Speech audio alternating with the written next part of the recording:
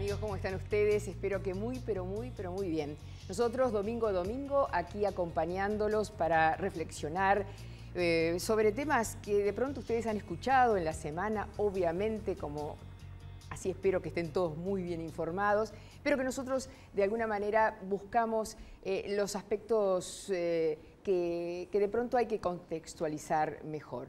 Para decirles qué agenda tenemos hoy, vamos a tener parte 2, desde otra mirada del frente, de la legalización del aborto, con el diputado Víctor Semproni. Y después van a ver por qué parte 2, porque la semana pasada estuvo Constanza Moreira, la senadora del Frente Amplio.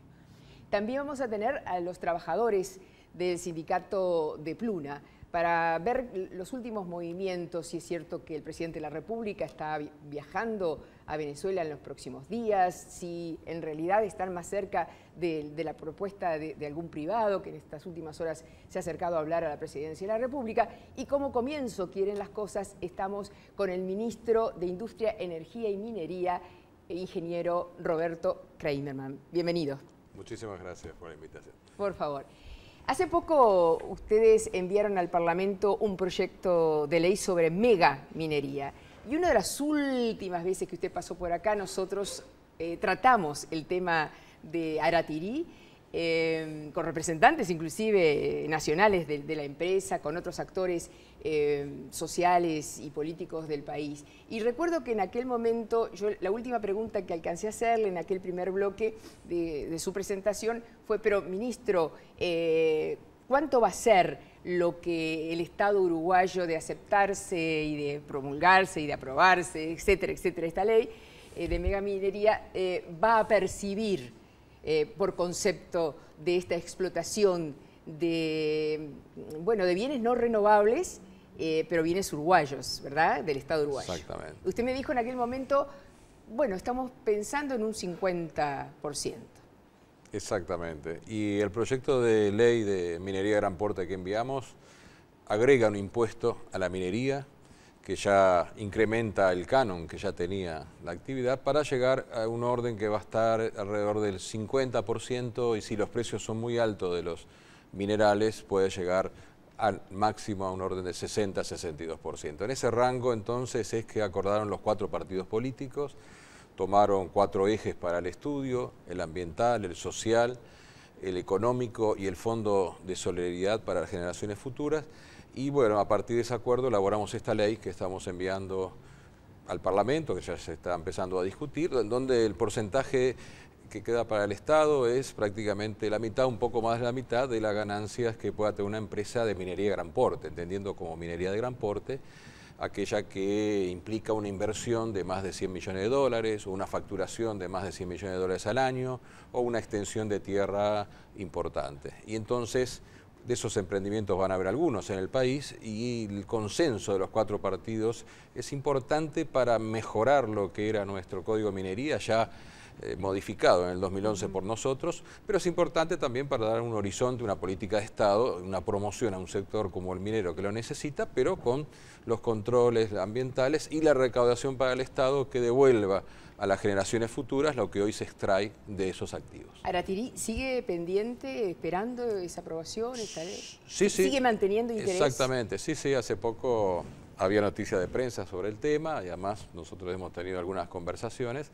La ley prevé la posibilidad o la necesidad incluso de tener un contrato de inversión entre la empresa minera y el Estado, y lo que va a estar pendiente entonces, especialmente este emprendimiento minero, es por un lado lo que ya estaba pendiente, lo que es de aprobar las aprobaciones, valga la redundancia, ambientales, mineras, etcétera, pero también cuando finalice cuando se promulgue la ley, entonces de la realización del contrato que la propia ley prevé. ¿De cuánta inversión estamos hablando? Bueno, en el caso de Aratirí estamos hablando de una inversión... Porque la ley también prevé... Claro, prevé un mínimo. Una mega inversión o explotación. Sí, una minería de gran porte la prevé por encima de 100 millones de dólares. Y por ahí, el caso de Aratirí, bueno, la empresa ha estimado del orden de más de 2.000 millones de dólares, pero hay otras inversiones en el país para hierro o para oro, que algunas de ellas pueden estar en el orden de más de 100 millones de dólares y que son bien interesantes porque tienen valor agregado adicional. Ahí quería llegar. La Cámara que nuclea a los integrantes de hoy explotadores de minerales han dicho, se han manifestado en relación a la ley de que han empezado con el pie izquierdo, porque se han basado en las legislaciones de Perú, de Chile, sin incentivar a los pequeños explotadores de minerales, y que en realidad lo que está haciendo esta ley sería desestimular las inversiones que podrían llegar al país. Bueno, nosotros entendemos, y fue el acuerdo de los 4 partidos políticos, donde estudiamos, como bien decía usted, muchas normativa internacional a nivel de Naciones Unidas, pero a nivel específico también Australia, también Canadá, también otros países, algunos estados de Estados Unidos, que, digamos, para una diversidad de sitios geográficos y de paisajes dentro de esos sitios geográficos, que por lo tanto lo que hacemos es incentivar, sí, el conocimiento del terreno, el conocimiento de la prospección.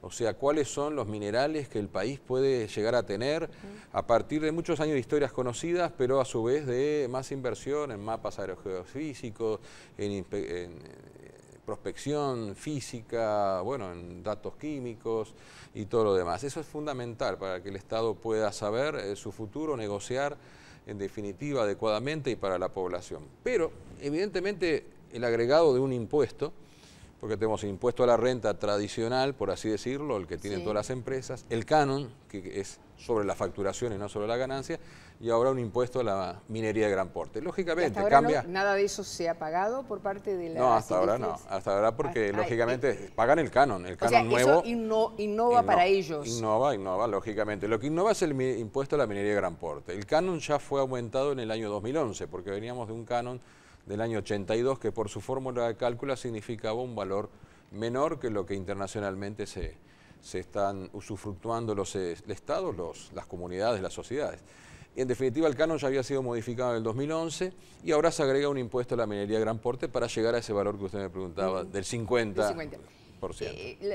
Brevemente, como yo he leído las declaraciones de Ignacio Salazar, presidente de la Cámara Minera del Uruguay y director financiero de la empresa Orosur, que explota minas de oro en Rivera, si no estoy equivocada, esa empresa, Orosur, ¿es pequeña, mediana o de gran porte? Bueno, cuando salga la ley hay 3 criterios principales y 3 criterios adyacentes, digamos.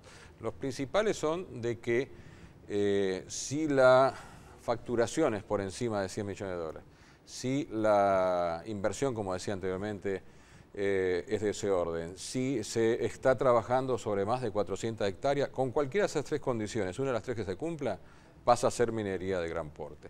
Luego, hay otras 3 condiciones adyacentes que son dependientes del contexto de qué consumo energético pueda tener, qué tipo de químicos pueda utilizar, en donde entonces se contextualiza en base a eso. Si no cumple las 3 condiciones, parte de la ley, fundamentalmente la parte medioambiental, se aplica más fuertemente y la parte económica es más para las inversiones grandes. Quiere decir que cuando salga la ley... Un nuevo compromiso va a ser entonces con estas empresas, porque la ley prevé un año después de terminada la explotación, prevé un tiempo de transición. Un tiempo de transición para adecuar, estudiar las definiciones. Y mitigar los impactos ambientales. Sí, que ya existía, porque hay 2 leyes ya, y una especialmente ya muy aplicada. En los permisos ambientales ya está todos estos elementos, pero se agregan nuevos recaudos, nuevas caracterizaciones de infracciones, de multas, plan de cierres, garantías, que hacen mucho más fuerte la exigencia del Estado